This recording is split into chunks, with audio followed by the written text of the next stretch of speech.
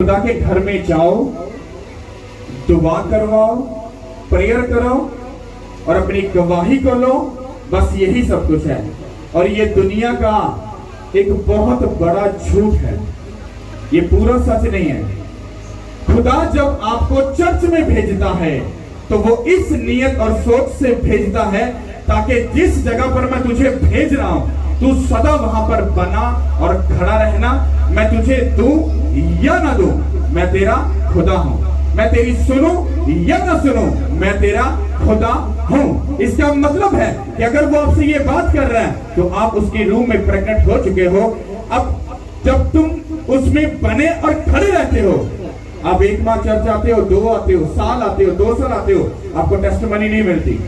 और जैसे 2 साल का टाइम गुजर जाता है और ऐसी मीटिंग हो रही होती है, यहाँ पर ले हैंड होता है, जहाँ पर आपको वर्ड दिया जाता है कि यू आर अ ब्लेस्ड, तुम ब्लेस्ड हो।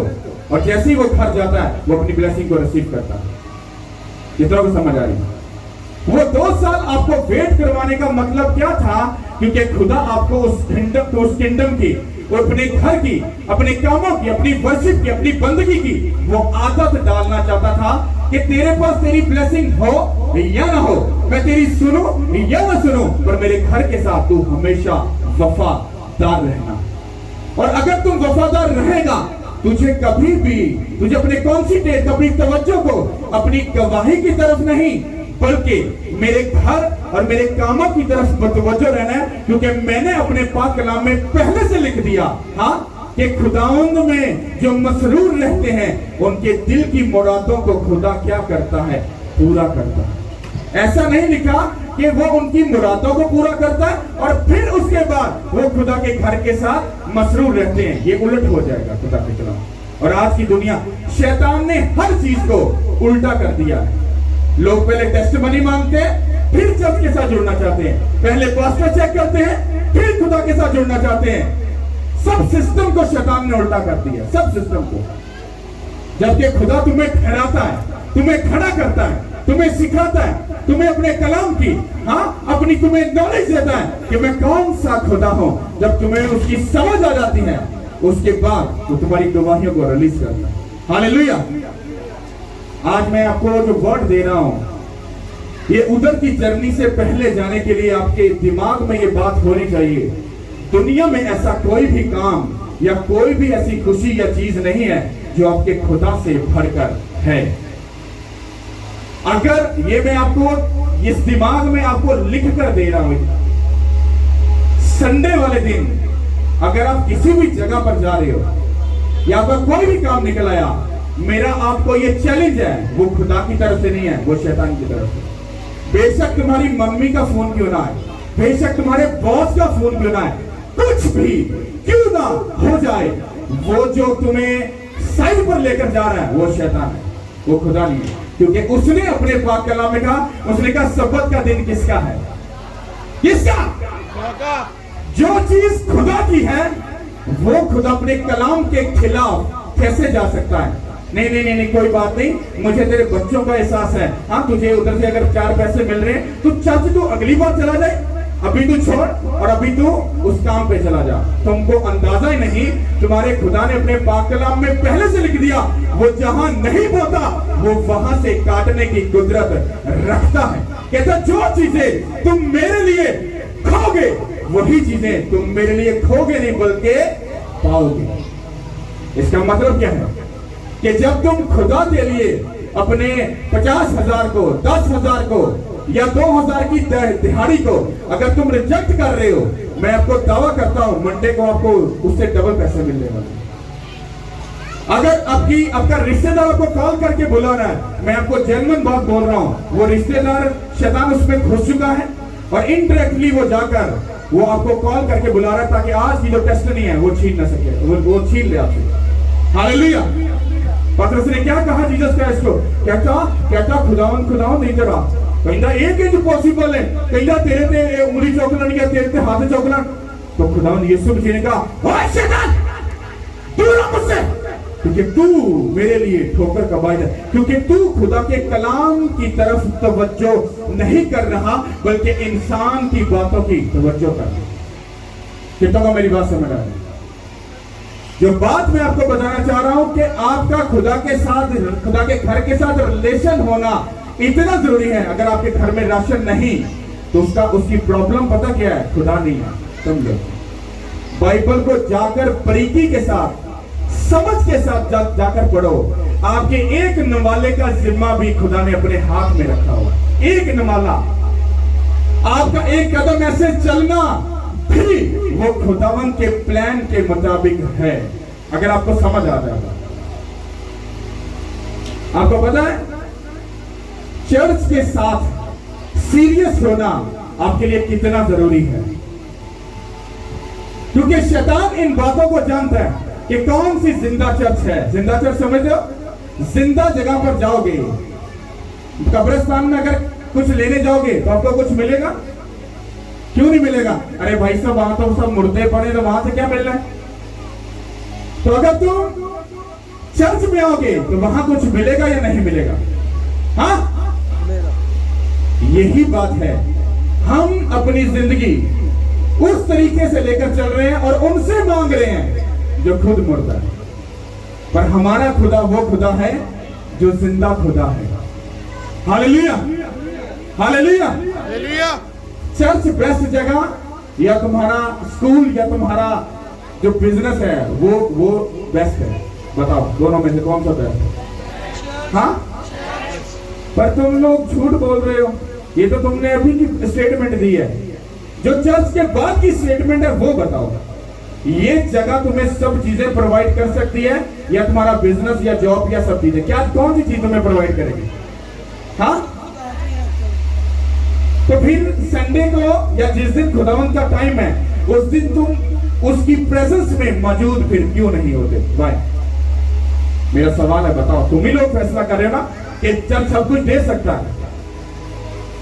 तुम्हारा खुदा तुम्हें समझाना और सिखाना ये चाहता है, कहता है जब तुम मेरे घर के साथ जुड़ जाएगा तेरी सब चीजों का जिम्मा मैं ले लूंगा। और अगर तेरा रिलेशन मेरे साथ नहीं, तेरी जॉब के साथ, तेरे रिश्तेदार के साथ, तेरे बहन भाइयों के साथ है, तो कहता फिर तेरे दुख में भी वही तुझे संभालेंगे, मैं तुझे नहीं संभालूंगा। और इसीलिए जब फिर तुम दुख में आते हो, फिर तुम्हारा वही रिश्तेदार जो तुम्हारा दिल का जानी होता है वही तुम्हें कहता है भाई साहब अब इतना ही मैं कर सकता हूँ, इसलिए मेरी बर्दाश्त से बाहर है, अब तुम ही जानो और तुम्हारा काम जाने। फिर तुम कहते हो ये तो यार धोखेबाज निकला। पर तुम्हारा खुदा धोखेबाज नहीं है, वो वफादार खुदा है। तुम जितना मर्जी उसके साथ गलत करो वो फिर भी तुमसे प्यार करेगा। ये है तुम्हारे खुदा की क्वालिटी। पर तुम अपने रिश्तेदार से थोड़ा सा बुरा करो, वो पूरी जिंदगी तुमको मुंह नहीं लगाएगा। तुम्हारे खुदा में और तुम्हारे बिजनेस या जॉब या पैसे या रिश्तेदार में क्या फर्क है? यही फर्क है कि इतना बुरा करने के बाद भी तुम्हारा खुदा तुमको गले लगाता है और तुम्हारे रिश्तेदार उसको दो बातें करने के बाद वो तुम्हें मुंह लगाना पसंद नहीं करता। सोचो कितना फर्क है खुदा में और हमारी दुनिया में। हालेलुया, कितनों को बात समझ आ रही है? Thank you Lord. हालेलुया। मेरे साथ निकालिए इस किस्सा की किताब, उसका 11वां बाब। इस किस्सा की किताब उसका 11वां बाब और इसकी 26वीं आयत से हम पढ़ेंगे। देखो मैं आज के दिन तुम्हारे आगे बरकत और लानत दोनों रखे देता हूं। बरकत उस हाल में जब तुम खुदावंद अपने खुदा के हुक्मों को जो आज मैं तुमको देता हूं मानो, और लानत उस वक्त जब तुम खुदावंद अपने खुदा की फरमाबरदारी ना करो और उसकी राह को जिसकी बाबत मैं आज तुमको हुक्म देता हूं छोड़कर और माबूदों की पैरवी करो जिनसे तुम अब तक वाकिफ नहीं। आमीन। हालेलुया। कितनों को समझ आई? हालेलुया। Thank you Lord. अब गौर से सुनो, लिखा है देख, ये आप लोगों से बात हो रही है, मैं आपसे बात कर रहा हूं। देखो देख मैं आज के दिन तुम्हारे आगे बरकत और लानत दोनों को रखता हूं। कितनों को मेरी बात समझ आ रही है? खुदा से क्या बात कर रहा है? कहता है देख, कहता है आज के दिन मैं तुम लोगों के आगे बरकत और किसको रखता हूं? ये कौन बोल रहा है? मैं बोल रहा हूं या कलाम बोल रहा है? कलाम सच्चा के झूठा? अगर वो सच्चा है तो जो कुछ वो बोलता है आसमान और जमीन टल जाएंगे पर उसकी बातें हरगिज ना टलेंगी। हालेलुया। उसने कहा देख मैं बरकत और लानत दोनों आज तेरे सामने रखता हूं। इसका मतलब है कि बरकत भी खुदा की तरफ से और लानत भी किसकी तरफ से? किसकी तरफ से?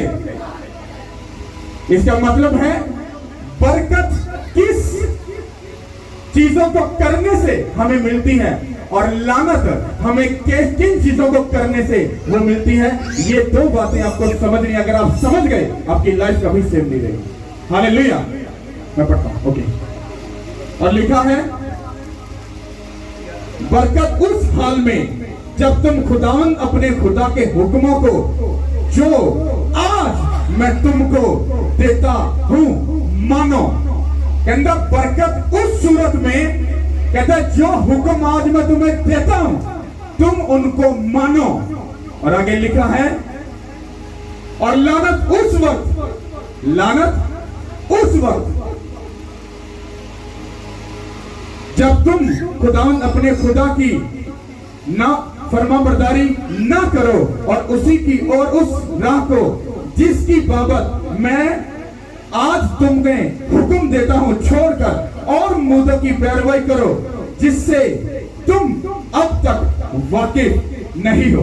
कितनों को मेरी बात समझ आ रही? किसकी बात कर रहा है खुदा? यहां पे कहता है कि लानत उस सूरत में होगी, कहता जो हुक्म मैंने तुम्हें दिए अगर तुम उनको नहीं मानते और ममूतों की जाकर अगर तुम वर्शिप करते हो, उनको मानते हो, उनको सजदा करते हो, उनके आगे झुकते हो तो लानत, लानत, क्या लानत। जब आप उस खुदा को छोड़ दोगे, उसके हुक्मों को रद्द कर दोगे तो कुछ करने की जरूरत नहीं है। लानत ट्रांसफर हो चुकी है क्योंकि उसने लिख दिया, उसने कहा तुम मेरे हुक्मों को रद्द करेगा तो लानत ऑटोमेटिकली तेरी जिंदगी में ट्रांसफर हो जाएगी। समझ आ रही कि नहीं आ रही? तुमको अंदाजा नहीं तुम्हारा खुदा कौन सा खुदा है, तुम कौन से ख्याल में और किन चक्रों में बैठे हो। मैं इस सोच से हटकर पता नहीं कहां क्या किधर कितना दूर खड़ा हो कि तुम लोग क्या कर रहे हो। तुम बात को इतना लाइट, इतना उसको लाइट लेकर चले जाते हो, कहते हो कुछ भी नहीं होगा, डोंट वरी, हम जिंदा, हम कौन से मर मुर गए, सब चीजें तो अभी हैं, कुछ भी तो नहीं हुआ। चर्च नहीं किया, केड़ा स्यापा बह गया, प्रेयर नहीं की थी, केड़ा सामान थले डिग गया, प्रेयर नहीं की थी, देखिए होगी क्या। आपको लगता है, पर लानत जब जिंदगी में आ जाती है तो वो दीमक की तरह अंदर से तुमको खाती जाती है। हालेलुया। कहता है कि अगर आज जो मैं तुम्हें हुक्म दूं तुम उनको मानो तो कहता बरकत तुम्हारी जिंदगी का हिस्सा है। बरकत लफ्ज को जब पढ़ोगे, उसकी जाकर तशरीह करोगे, उसको समझोगे, बरकत के अंदर हर चीज इंक्लूड है। वो तुम्हारी फाइनेंशियली बरकत हो, वो तुम्हारा छुटकारा हो, वो तुम्हारी हीलिंग हो, वो तुम्हारी पेन हो, प्रॉब्लम हो, कर्ज हो, शर्मिंदगी हो, बेबी का ना होना हो, मैरिज लाइफ, हर एक चीज उस बरकत के अंदर इंक्लूड होती है। जब तुम उसके हुक्मों को मानते हो तो सब चीजें तुम्हारी जिंदगी में ब्लेसिंग बनकर तुम्हारे पीछे बढ़कर तुमको मिलती है।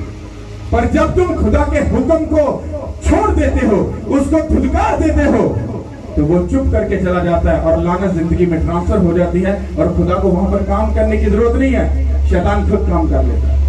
हालेलुया। समझ आई कि नहीं आई? अब सुनो, वो तुमसे हुक्म तुम्हें क्या देता है।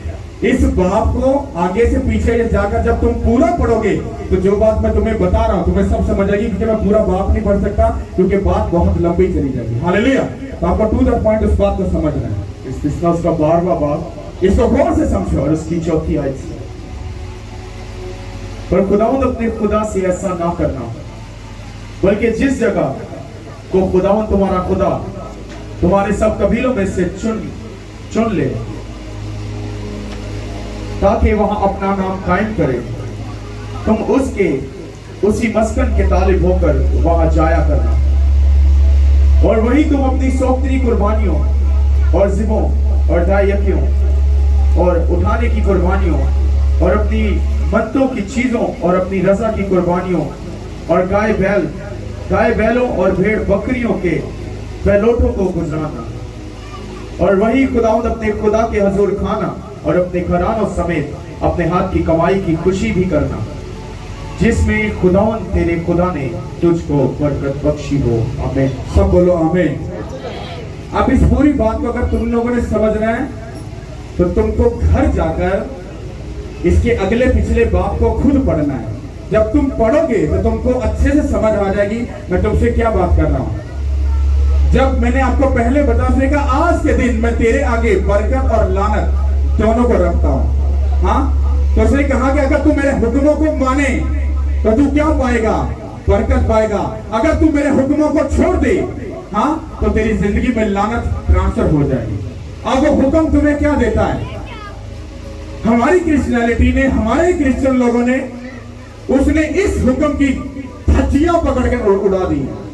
उसने इसकी ऐसी की तैसी कर दी है जो वर्ड अभी हमने पढ़ा है। पता कैसे? शैतान ऐसे इधर से घुसता है, इधर से घुसकर फिर दिमाग में बैठ जाता है। कहता देखा चंदे की बात आ गई, देखा हदिये की बात आई, देखा कलीसिया अपने चर्च की वैल्यू बनाने की बात। वो ऐसी ऐसी थ्योरी अंदर शैतान बैठ के उसके मुंह से बोलता है कि जब वो मुंह से निकलती हैं उसको अंदाजा नहीं कि उसके मुंह से लानत के वर्ड निकल रहे हैं जो अगले के लिए भी बाइस ठोकर और अपनी जिंदगी के लिए भी बाइस ठोकर। अगर ये गलत बात है, अगर ये रॉन्ग है, तो फिर ये बाइबल में बात क्यों लिखी है? भाई, बाइबल में बात क्यों लिखी गई? गलती से लिखी गई? ये बात गलती से लिखी गई? किसने लिखी? किसने? अगर खुदा ने लिखी है, इसका मतलब है तुम्हारी ब्लेसिंग का जो सीक्रेट है वो इसी चीज के पीछे है जो अभी हमने पढ़ा। इसका मतलब क्या है? यहां पर खुदा बात कर रहा है, कहता है जिस जगह पर, कहता मैं तुझे भेजूं, कहता तेरी ब्लेसिंग, तेरी बरकत उसी जगह पर है। कहता उस जगह से हट, तू ना दाएं ना तू बाएं, तू कहीं मत जाना, तू वहीं पर खड़ा और अड़ा रहना। तेरी ब्लेसिंग का सीक्रेट उधर ही है। आज का मसीह पता क्या बोलता है? अच्छा ये पास ही तो है, इधर ही चले जाते हैं, उधर इतनी दूर कौन जाएगा? चर्च सभी हैं, पर जिंदा चर्च जहां पर आपको प्रैक्टिकल खुदा सब चीजें देता हूं। मैं तो खुद बोलता हूं जिसकी लाइफ यहां पर चेंज नहीं हो रही वो अपना चर्च वाकई चेंज करके किसी जिंदा चर्च में चला जाए। ये मुर्दा है, क्योंकि कब्रिस्तान जाने से जिंदगी नहीं मिलेगी, पर चर्च में आने से हमेशा की जिंदगी मिल सकती है। यही बात मैं आपको बताना चाहता हूं कि जब तुम जिंदा चर्च के अंदर जाओगे तुम्हारी लाइफ सक्सेसफुल होगी, तुम्हारी लाइफ चेंज होगी, तुम ब्लेस होगे, खुदा तुम्हारी लाइफ को ऊंचा करेगा, वो डाउन नहीं लेकर जाएगा। वो कह रहा है तू अपनी सब बेस्ट चीजें, कहता मेरे घर में लेकर आना। वो बेस्ट सिर्फ पैसे की बात नहीं कर रहा, वो तो देना ही है। तुम्हें अच्छा लगे या बुरा लगे इससे कोई फर्क नहीं पड़ता। वो तुम्हारे हार्ट का बेस्ट मांग रहा है, तुम्हारे माइंड का, सोच का बेस्ट वो मांग रहा है। वो तुम्हारा वक्त बेस्ट चर्च में मांग रहा है, और तुम्हारी कमाई का जो पहला फल जो तुम कमाते हो उसका जो बेस्ट वो खुदा तुमसे मांगता है।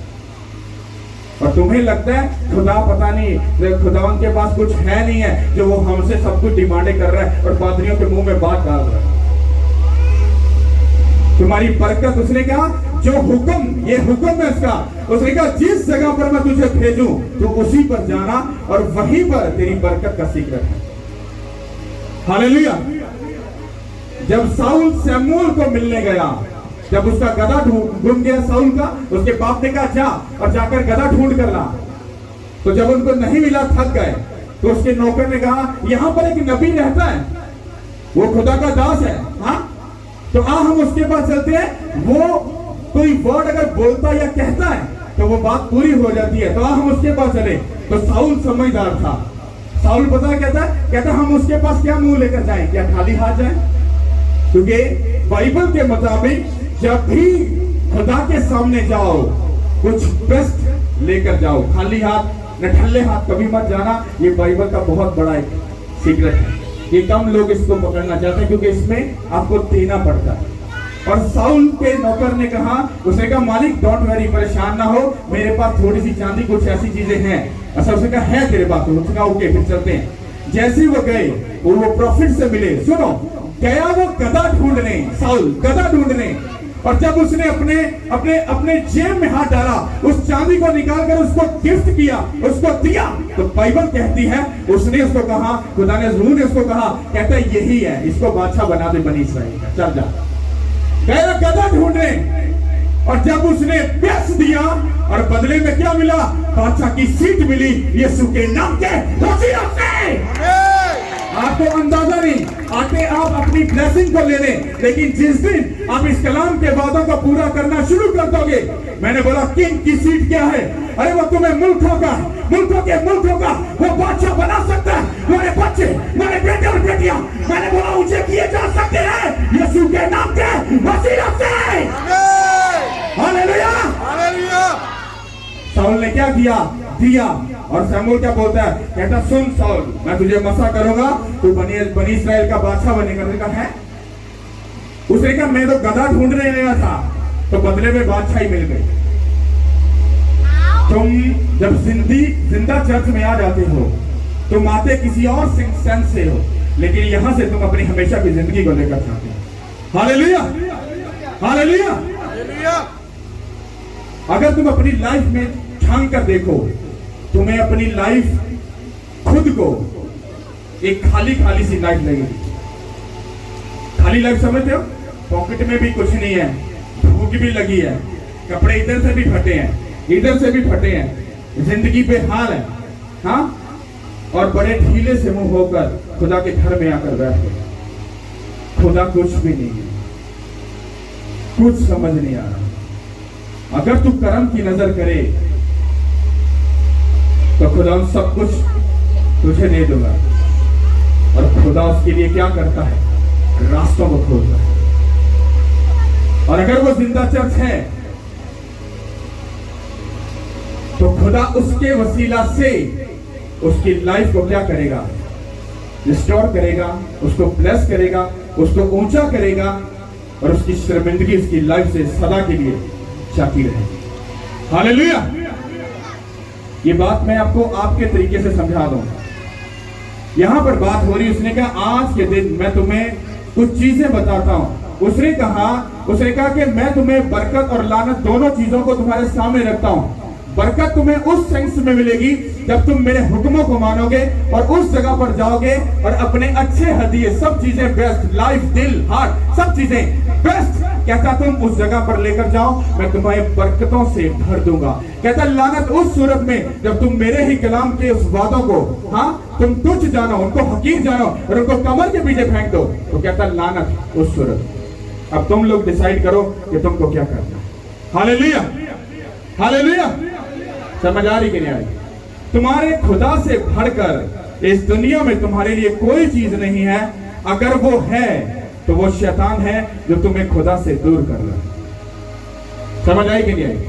ये बात सुनने में अच्छी लगती है, पर जब प्रैक्टिकल इसको करने का टाइम आएगा तुम भाग जाओगे। चर्च में तुम किसी को कोई जिम्मेदारी दे दो,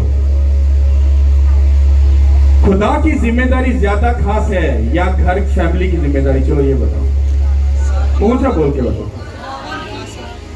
तुम्हें जब चर्च के लिए कोई काम बोला गया और तुम्हें याद आ गया वो तो ये काम मुझे करना है, तो कोई गल नहीं, खैर है, पादरी अपना यार सज्जन बेली है, आप कहेंगे पादरी साहब केड़ी गल है, टेंशन नहीं, अब थोड़ी जी मुसीबत बन गई सी तो कोई मसला नहीं। तो तुमने इस खुदा के काम को छोड़कर उधर किया, तुमने खुदा के साथ गेम खेल दी। पादरी मान गया क्योंकि पास्टर तो बेचारे मान जाते हैं, कोई गल नहीं, कलीसिया मासूम जी हैगी, हाँ कोई गल नहीं, दुनियादारी ना सारे काम करने बंदे ने। पादरी समझ गया, अरे पर जो उसके अंदर बैठा है वो किसी की तरफदारी नहीं करता। उसे कहा क्या तूने मेरे काम में कॉम्प्रोमाइज किया? कहता तू कर सकता है, मैं कॉम्प्रोमाइज नहीं करता। कहता इसने मुझे तुच्छ जाना, कहता देख अब मैं क्या करूं, और वो करता है। उसने कहा बरकत और लानत आज के दिन में तेरे आगे रखता हूं, और जैसे तुम उसके हुक्म को तोड़ देते हो, पास्टर तुम्हें तसल्ली देता है, कोई बात नहीं, और तुम्हें तसल्ली मिल जाती है, पर फिर भी तुम्हारे साथ गेम हो जाती है, तुम्हें बच्चों से, फैमिली से, फाइनेंस से, कहीं ना कहीं से प्रॉब्लम मिलती है, फिर आते हो पास्टर जी सारे मामले सही सी तुम सही कहते पैसे असं एवं ही चले गए, असं ना बस एवं ही चक्कर च पै गए, फस गए असं, गेम तो फिर हो गई ना। हालेलुया, समझ आ रही? कोई नहीं आ रहा? किसके साथ जुड़ना है? आपको लग रहा है टाइम बड़ा टाइम हो, बहुत टाइम, सालों साल बहने, कोई चक्कर नहीं, डोंट वेरी, आपको अंदाजा नहीं किस टाइम काम शुरू हो जाए। हालेलुया। अगर आपकी जिंदगी खुदा के साथ और उसके हुक्मों के साथ नहीं, आप बहुत बड़ी धोखे में लाइफ गुजार रहे हैं। हालेलुया। चलो मान लो आप में से कोई पादरी नहीं बन सकता, तो पादरी नहीं बन सकते तो क्या खुदा के घर का काम नहीं करोगे? नहीं करोगे? हाँ करोगे। अच्छा, उसके घर का अगर काम करोगे तो फिर रिश्तेदारों के काम कौन करेगा? वो कौन करेगा? हाँ, खुद ही हो जाएंगे। गल समझ आ जाए तो ना करना भाई, कुछ आमीन। खड़े हो जाते।